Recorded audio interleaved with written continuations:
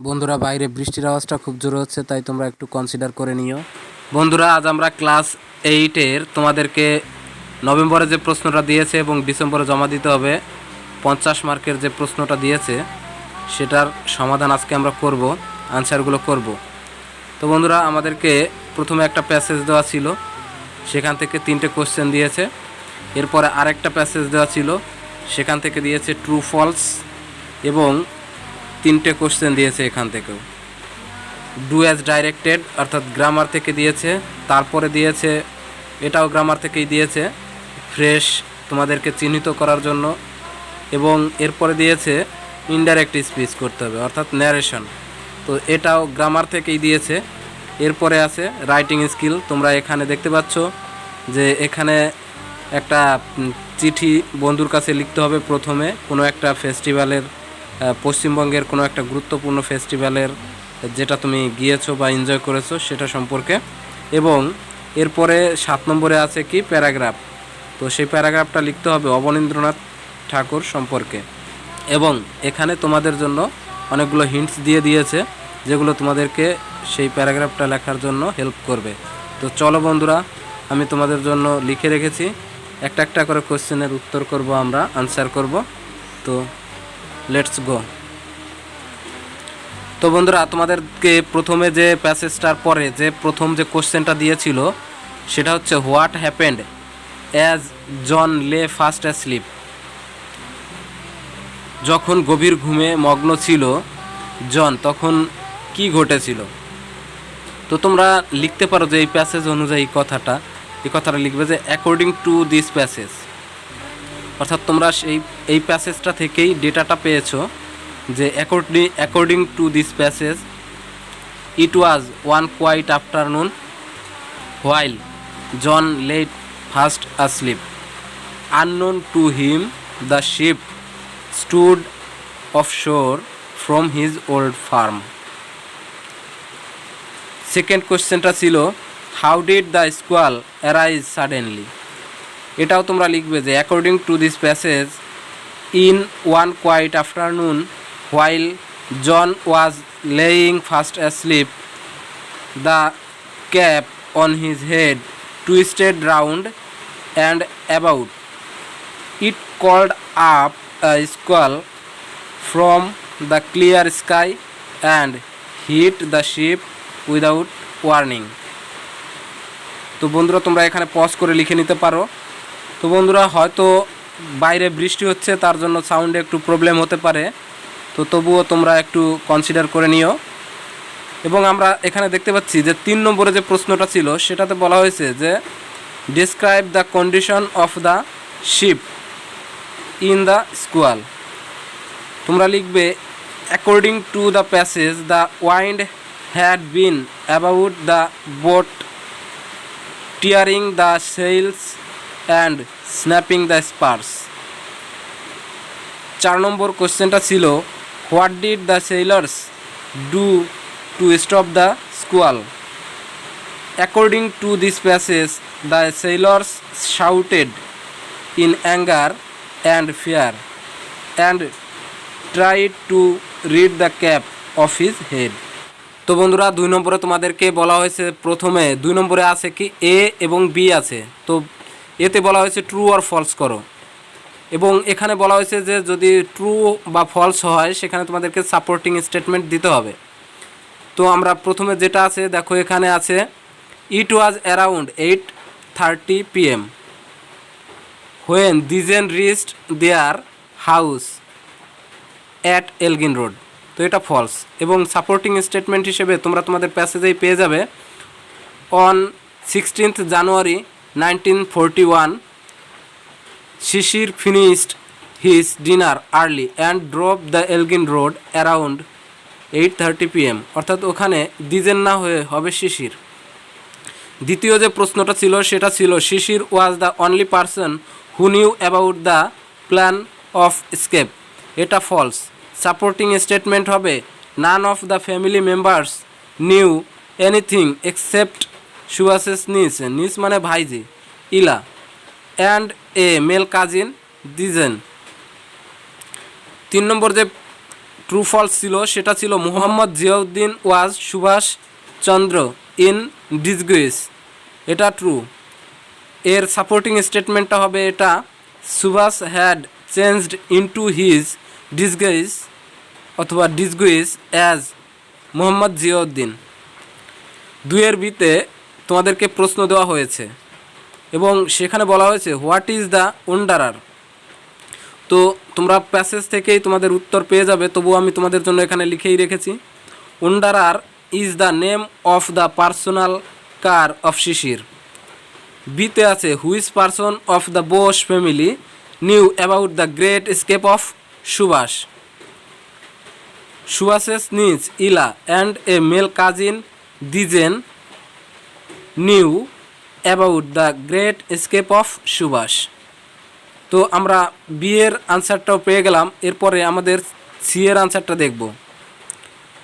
বন্ধুরা, সিতে বলা হয়েছে how did Subhas disguise himself, কীভাবে ছদ্মবেশ নিয়েছিল সুভাষ। Disguise himself by dressing in a long brown coat, baggy salwars and a black fez and or gold wire rimmed spectacles. এখানে তোমাদেরকে 3 নম্বরে বলা হয়েছে ডু অ্যাজ ডাইরেক্টেড। তো বন্ধুরা, সেখানে তোমাদেরকে প্রথমে বলা হয়েছিল যে ইনফিনিটিভ। তোমরা এখানে জানো যে টু সহ ভার্বকে ইনফিনিটিভ বলে, তাই আমরা এখানে লিখেছি দেখো, every morning he has to go for a walk. বন্ধুরা, 2 নম্বরে তোমাদেরকে বলা হয়েছে যে nowadays supply of food grains is abundant, replace the underlined word with its antonyms. অর্থাৎ এর বিপরীত শব্দ দিয়ে তোমরা এখানে এটা পুনরায় লিখবে পুরো সেন্টেন্সটা। তো তোমরা এখানে লিখতে পারো যে nowadays supply of food grains is scarce, অর্থাৎ অ্যাবান্ডেন্টের বিপরীত শব্দ হচ্ছে স্কার্স। তোমাদেরকে 3 নম্বরে যে ডু অ্যাজ ডাইরেক্টরটা দেওয়া হয়েছে, ডু অ্যাজ ডাইরেক্টেড, তো সেখানে বলা হয়েছে this is the place where Rabindranath was born. এখানে বলা হয়েছে যে আন্ডারলাইন দ্য মেইন ক্লোজ এবং সার্কেল দ্য সাবঅর্ডিনেট ক্লোজ। তো মেইন ক্লোজ হচ্ছে যে ক্লোজটা, অর্থাৎ যে বাক্যাংশটা অন্য বাক্যের অন্য অংশের উপর নির্ভর করে না, সেটা হচ্ছে মেইন ক্লোজ। তো এখানে আমরা দেখতে পাচ্ছি যে দিস ইজ দ্য প্লেস, এই যে অংশটা, এই অংশটা এই হোয়ার রবীন্দ্রনাথ ওয়াজ বর্ন এই অংশটার উপরে নির্ভর করছে না। তো দিস ইজ দ্য প্লেস, এই প্লেসটা না থাকলে রবীন্দ্রনাথের সেই জন্মের যে ব্যাপারটা এটা বোঝানো যেত না। অর্থাৎ এখানে মেইন ক্লোজ হচ্ছে দিস ইজ দ্য প্লেস এবং এখানে সাবঅর্ডিনেট ক্লোজ হচ্ছে হোয়ার রবীন্দ্রনাথ ওয়াজ বর্ন। তো বন্ধুরা, তোমরা এরকম করে লিখেও দিতে পারো যে এটা মেইন ক্লোজ এবং এটা সাবঅর্ডিনেট ক্লোজ। তো তোমাদেরকে 4 নম্বরে ডু অ্যাজ ডাইরেক্টেডে যা দেওয়া আছে সেটা হচ্ছে the news that shocked me proved false. যে নিউজটা আমাকে শক করেছিল সেটা শেষ পর্যন্ত মিথ্যা প্রমাণিত হয়েছে। অর্থাৎ identify the type of close used in the sentence. তো তোমরা এখানে আইডেন্টিফাই করবে এটা কোন ধরনের ক্লোজ। তো এটা আমরা দেখতে পাচ্ছি the news that shocked me proved false. এখানে দ্য নিউজ অর্থাৎ এই নিউজটার দোষ গুণ অবস্থা বোঝাচ্ছে, অর্থাৎ এখানে দোষ বোঝাচ্ছে। তো এর জন্যই একটা ক্লোজ যেহেতু, তাই এটা হচ্ছে কি অ্যাডজেক্টিভ ক্লোজ। তো এটা অ্যাডজেক্টিভের মতো কাজ করেছে। ওকে, এরপরে by this time next year Diya will be attending her university classes, rewrite the following sentences using future perfect tense. তোমরা এটাকে লিখতে পারবে এরকমভাবে যে by this time next year Diya will have attended her university classes. তো বন্ধুরা, এখানে তোমরা 4 নম্বরে যে তোমাদেরকে বলা হয়েছে যে classify the noun phrase, adjective phrase, adverb phrase of the following sentences, fill in the table. এই টেবিলে তোমাদেরকে লিখতে হবে যে এখানে যে 6টা ফ্রেজ নির্ণয়ের জন্য বলা হয়েছে সেগুলো তোমাদেরকে এখানে লিখতে হবে যে কোনটা কোন ধরনের ফ্রেজ। তো বন্ধুরা আমি বৃষ্টির আওয়াজের জন্য ঠিকমতো বোঝাতে পারছি না হয়তো, তো এখানে তোমাদের জন্য শর্টে লিখে রেখেছি, তোমরা লিখে নাও, পজ করে এখান থেকে তোমরা লিখে নিতে পারো।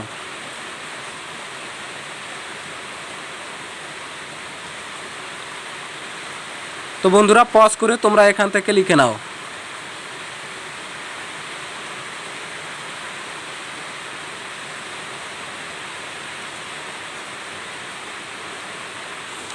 বন্ধুরা 5 নম্বরে তোমাদেরকে বলা হয়েছে যে চেঞ্জ ইনটু ইনডাইরেক্ট স্পিচ, অর্থাৎ এখানে তোমাদেরকে ন্যারেশন চেঞ্জের কথা বলা হয়েছে।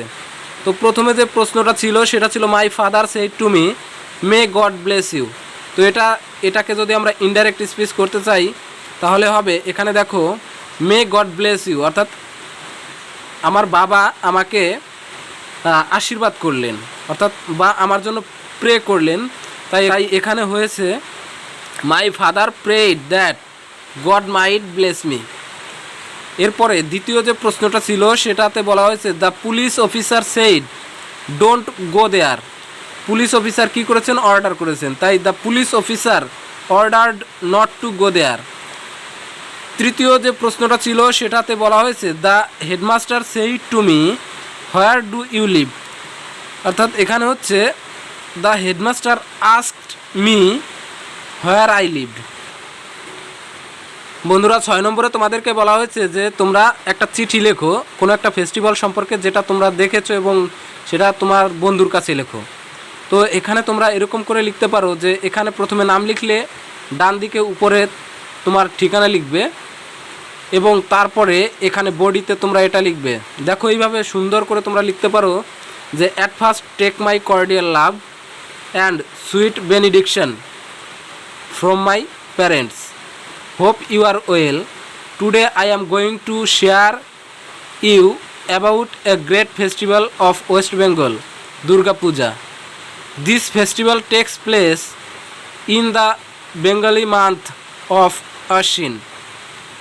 During this festival, the weather is very pleasant. Seasonally, the time is called Sharatkal.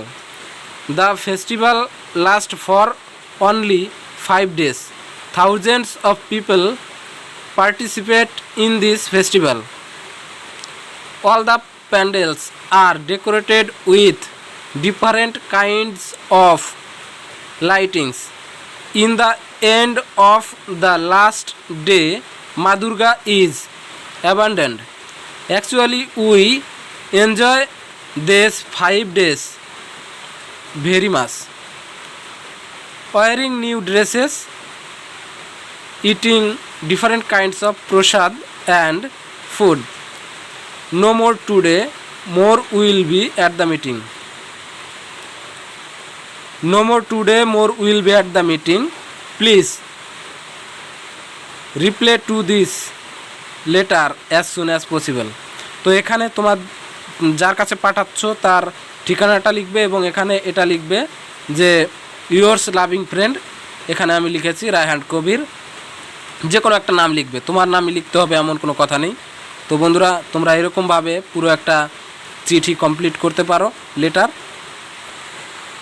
তো বন্ধুরা 7 নম্বরে তোমাদেরকে বলা হয়েছে যে অবনীন্দ্রনাথ ঠাকুর সম্পর্কে তোমরা প্যারাগ্রাফ লেখো এবং সেখানে তোমাদেরকে হিন্টস দেওয়া ছিল, আমি সেই হিন্টসগুলো ব্যবহার করেই তোমাদের জন্য সুন্দর একটা প্যারাগ্রাফ লিখে রেখেছি। দেখো তোমরা পজ করে বা স্ক্রিনশট করে লিখে নিতে পারো বা আমি পড়ে দিচ্ছি। Abanindranath Tagore, the nephew of Rabindranath Tagore, was one of the most prominent artist of India.